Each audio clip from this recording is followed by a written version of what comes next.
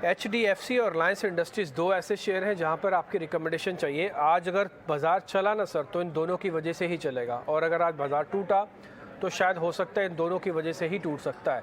अगर इन्होंने अपने प्रॉफिट्स को सरेंडर कर दिया तो, और अगर इन्होंने प्रॉफिट्स में जोड़ दिया तो बाज़ार अच्छा चलेगा। आज इन दोनों ही शेयर्स की बदौलत मैं बोलूँगा कि बाज़ार काफ़ी हद तक खड़ा हुआ है, नहीं तो आज 16,100 तक टूट चुका होता। दिव्य जी, दोनों ही चुनाव बिल्कुल सही है, बट दोनों ही शेयर रेजिस्टेंस के करीब आए हैं। पहले मैं एचडीएफसी के बारे में बात करूंगा, लिमिटेड के बारे में। जैसे कि हम सभी जानते हैं, उस न्यूज के बाद एक बहुत बड़ा फॉल इसमें आया है। उसके बाद इसने एक काम जो अच्छा किया है वो ये है बेस फॉर्मेशन का। बेस इसकी अच्छी बन चुकी है as compare to other shares. Form base इसकी बन चुकी है, बट इसमें बाइंग कहाँ करनी चाहिए? तो अब मुझे लग रहा है थोड़ा सा लेट हो गया है रिस्क रिवॉर्ड के हिसाब से, तो थोड़ा वेट करके। अभी करीबन ये 2212 चल रहा है और इसका जो आज का हाई बना है वो करीबन है 2226। तो ये एक बार 2235 के ऊपर निकल जाए, थोड़ा सा टाइम दीजिए इसको, और 22 से 35 के ऊपर इसको बाय कीजिए। स्टॉप लॉस रखिए 2210 का, और टारगेट हम फिर इसमें रख सकते हैं 2310 तक का। हालांकि अगर आप पर्सनल व्यू मेरा ले तो मुझे बहुत डिफिकल्टी लग रही है इसको 2235 क्रॉस करने में, इसीलिए मैं एक सब्जेक्टिव ट्रेड बता रहा हूं। तो ये लेवल ट्रैक करेंगे, अगर इसके ऊपर निकल जाए तो हम एक छोटे स्टॉप लॉस से ट्रेड करेंगे फॉर अ टारगेट ऑफ 2310। और जहां मैं इसके साथ रिलायंस देख रहा हूं, तो मुझे डेफिनेटली क्लियर दिखाई दे रहा है कि रिलायंस ने एक जो रैली दी वो अभी थोड़ा सा थक सा गया है, वॉल्यूम्स ड्रॉप हो रहे हैं, तो यहाँ पे थोड़ा सा वेट करना चाहिए। और आपके पास अगर पोजीशन हो तो आज का जो लो बना हुआ है यानी 2600, इसके थोड़ा नीचे यानी 2590 आपका स्ट्रिक्ट स्टॉप लॉस होना चाहिए। फ्रेश बाइंग की सलाह मैं इस लेवल पे नहीं दूंगा, तो इसमें मैं थोड़ा सा वेट करूंगा कि अगर मुझे डिप मिल जाए करीबन 2590 2580 के रेंज में, तो मैं इसमें फ्रेश पोजीशन लूंगा। थोड़ा सा मैं इसमें वेट एंड वॉच की स्ट्रैटेजी रखूंगा। ओके, ठीक है, थोड़ा सा आप इसमें वेट एंड वॉच की स्ट्रेटजी रखेंगे, लेकिन ना मेरी भी नज़र आज HDFC पे ही थोड़ी ज़्यादा है, और मैं वजह भी बताऊंगा क्यों HDFC हम देख रहे हैं। पहले आप लेवल ज़रा अच्छे से नोट कर लीजिएगा। इसमें 2235 का लेवल आपको दिया है सर ने, और ये कह रहे हैं कि यहाँ पे आपको इस चीज़ पे ध्यान रखना है। अब आते हैं HDFC पे क्यों हमको ज़रा ध्यान रखना चाहिए। ये कंडीशन है, आपकी स्क्रीन पर आ जाएगा। HDFC का पहले 2310 और 2210 का एक टारगेट है। आते हैं क्यों इंपॉर्टेंट है इसकी लेवल्स के। अगर आप यहाँ पे देखेंगे तो एक डाउनवर्ड स्लोपिंग था, यानी कि गिरता हुआ HDFC था। सडन स्पाइक के बाद इसने इस चैनल को ब्रेक किया, और आप देख पा रहे हैं एकदम से ये शूट अप हुआ है, एकदम से ये शूट अप हुआ है।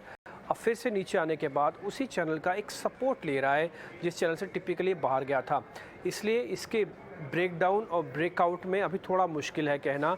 लेकिन हाँ, अगर ये टिक रहा है और ये 2235 के लेवल को पार कर देता है तो फिर इंपॉर्टेंस है कि ये वापस अपने इसी चैनल को ब्रेक करने के बाद फिर से चलने लगेगा। अभी 2210 है ये रेट, तो अभी आप देखेंगे तो कम से कम 25 रुपये और चलना पड़ेगा, तो अपनी ये जो छोटी सी रेंज इसने बना रखी है नीचे, इस रेंज को पार कर जाएगा और उसके बाद चलने की प्रोबेबिलिटी काफ़ी हाई है।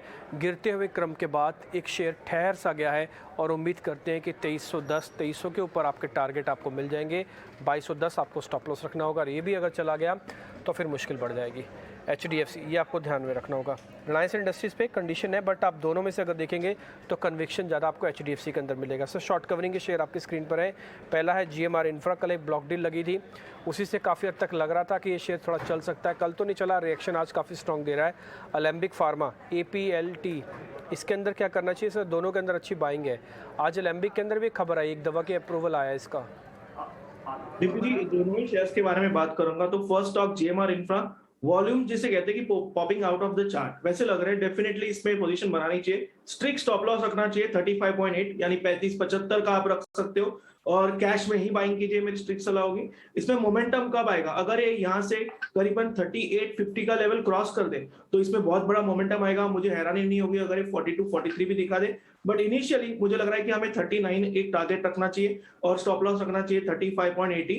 अगर 39 के जोन को ये क्रॉस करके निकल जाता है, शायद हम इसमें positionally hold, buy and hold की स्ट्रैटेजी लगाएंगे, तो ये डेफिनेटली हमारे बाय लिस्ट में जाना चाहिए, but as again strictly cash में ही करना चाहिए। और जो दूसरा स्टॉक है यानी एलेम्बिक फार्मा, इसमें एक चीज मुझे बहुत क्लियरली नोट हो रही है कि पिछले 4-5 दिनों से ये अपने प्रीवियस डे लो को टच भी नहीं कर रहा, यानी एक स्ट्रेंथ दिख रही है मुझे। अगर मैं इसके डेली चार्ट को देखूं बिना किसी पैटर्न के, जस्ट प्राइस मुझे कह रही है कि इसमें एक स्ट्रेंथ है, तो मैं इसमें डेफिनेटली बाइंग साइड पे जाना चाहूंगा। और एज यूजुअल मैं हमेशा डाउन साइड की बात करूंगा, तो 755 755 हमारा स्टॉप लॉस होना चाहिए। और मुझे लग रहा है कि ये रैली करीबन इसकी जो 200 दिनों की एवरेज है यानी 800 यहाँ तक जा सकता है, तो करीबन 15 रुपीज का हमारा स्टॉप लॉस होगा, और 15-16 रुपए के यहाँ से टारगेट हम करीबन 30 का देख रहे हैं। 1:2 अच्छी रिस्क रिवॉर्ड है, तो डेफिनेटली इसमें हम बाइंग कर सकते हैं। ओके ठीक है, एलेम्बिक में बाय, GMR इंफ्रा आपको ठीक लग रहा है, यहाँ पे भी आप देख सकते हैं, ये भी आपको ज़्यादा बुरा नहीं होगा। 800 रुपये का टारगेट है एलेम्बिक के अंदर, GMR के अंदर टारगेट है 39 का। इस चीज़ पे आप ज़रूर ध्यान रखिएगा। मैं एलेम्बिक के चार्ट एक बार आपकी स्क्रीन पे ले आता हूँ, 2 इंपॉर्टेंट ऑब्जर्वेशन है और उसके बाद फिर हम आगे बढ़ेंगे। LIC के रिगार्डिंग आपको एक खबर अहम बताएंगे। पहले आप जरा देख रहे हैं एलेम्बिक फार्मा के अंदर जो 800 रुपये का टारगेट है, इसके अंदर हमको कैसे ध्यान रखना है। शेयर के अंदर अगर आप देख रहे होंगे तो एक आपको फॉल दिख रहा है। मैं एक काम और छोटा सा करता हूँ, उसके बाद फिर आपको वापस चार्ट पे ले चलता हूँ। मैंने इसके जरा एवरेज को भी आपको ड्रॉ कर देता हूँ, आपकी स्क्रीन पर एवरेजेस आ जाएंगे ताकि इसको ना आप अच्छे से देख पाएंगे, तो फिर आपको थोड़ा और अच्छे से क्लियर होगा, जैसे हम बताते ही आए हैं। अब आप देखिएगा जरा, आपकी स्क्रीन पे दिखेगा ये बैक टू बैक अच्छा मेंटेन किया इसने, और जब भी इसने फॉल दिखाने की कोशिश की, एक बढ़ते हुए क्रम में ऊपर आया। हमने ना 2 चैनल ड्रॉ किए हुए हैं, ये देखिए बेस बनाने का चला, फिर से फॉल आया, साइडवेज हुआ, फिर से चलने लग गया। तो इसके साथ एक अच्छी चीज़ हो रही है कि जब भी गिरावट आ रही है जल्दी अरेस्ट कर लेता है, उस गिरावट को रोक लेता है, और उसके बाद फिर क्रम जो है बढ़ने का वो काफ़ी अच्छा रहता है और काफ़ी दिनों तक का रहता है। अभी प्रशांत सावंत बता रहे थे कि 4 दिन से लगातार देख रहे हैं कि अपने लोस को टेस्ट नहीं कर रहा, बल्कि तेज़ी से चल रहा है। पिछले 4 दिन में तो मार्केट के अंदर एक्सट्रीम वॉलेटिलिटी है, फिर भी एलेम्बिक अगर अलग होकर चल रहा है और अपने इस गिरावट को अरेस्ट करके बाद एवरेजेस का ब्रेकआउट कर रहा है, इसका मतलब इनहेरेंट स्ट्रेंथ इसके अंदर ज़रूर थी। एलेम्बिक फार्मा अभी भी आप ध्यान में रखिएगा, 800 रुपये तक का आपका टारगेट होगा और इसके अंदर आप ट्रेड ले सकते हैं। अब आते हैं एक LIC वाली खबर पे, जो भी आप नीचे बैंड पे देख पा रहे थे कि LIC के नतीजे आ रहे हैं। साथ ही साथ LIC ये भी कह रहा है कि वो डिविडेंड देगा 30 मई को। आज है 24 तारीख, 30 मई को डिविडेंड पर LIC विचार कर सकता है। इनकी एक बैठक होने वाली है, तो ये एक अहम खबर LIC के रिगार्डिंग है ये कि 30 मई को डिविडेंड पर विचार होगा LIC का। तो LIC जो हाल की लिस्टेड कंपनी है, हाउसिंग फाइनेंस वाली नहीं है, अब LIC 2 है, एक LIC हाउसिंग फाइनेंस है, एक LIC है। तो LIC जो रिसेंट लिस्टेड कंपनी है 30 मई को डिविडेंड पर विचार करेगी, यानी कि डिविडेंड मिल सकता है। काफ़ी सारे लोग इन्वेस्टर्स होते हैं टिपिकली LIC में, इसलिए डिविडेंड वाली बात बतानी ज़रूरी थी। 30 मई को डिविडेंड पर विचार हो सकता है इसी दिन ही आपको डिविडेंड की अनाउंसमेंट भी आती हुई दिख जाए, तो आप इस पर ध्यान रखिएगा। LIC का 30 मई को डिविडेंड आ सकता है। आगे बढ़ते हैं, अब हम आ जाते हैं कुछ एक और शेयर्स पे। अब हम जरा देखते हैं फटाफट से आज के मंदी वाले शेयर्स।